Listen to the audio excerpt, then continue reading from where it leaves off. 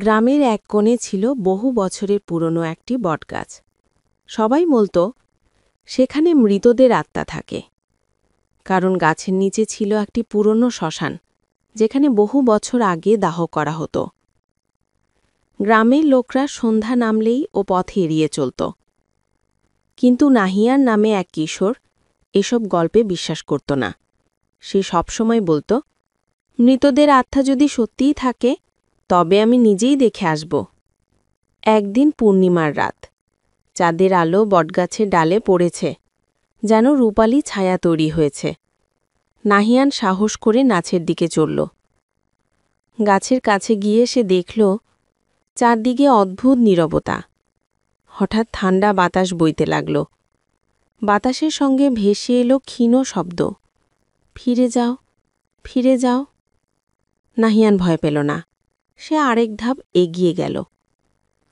এমন সময় গাছের নিচে ছায়ার মতো একটি আকৃতি দেখা গেল। আকারটা মানুষের মতো, কিন্তু পায়ের নিচে ভূমি ছোঁয় না, আর মুখটা যেন কুয়াশার মতো ভাসছে। সে ধীর গলায় বলল, আমরা মৃত, কিন্তু ভুলে যায়নি এই পৃথিবীকে।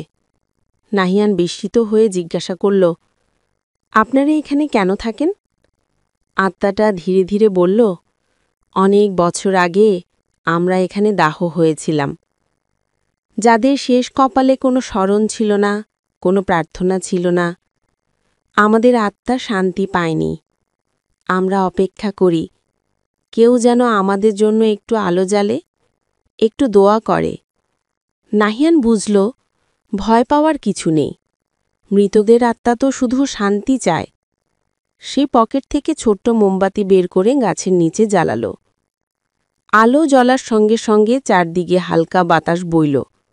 মনে হল অনেকগুলো কণ্ঠ একই সঙ্গে বলল, ধন্যবাদ। এক মুহূর্তে সব ছায়া মিলিয়ে গেল। বটগাছ আবার আগের মতো নীরব হয়ে দাঁড়িয়ে রইল।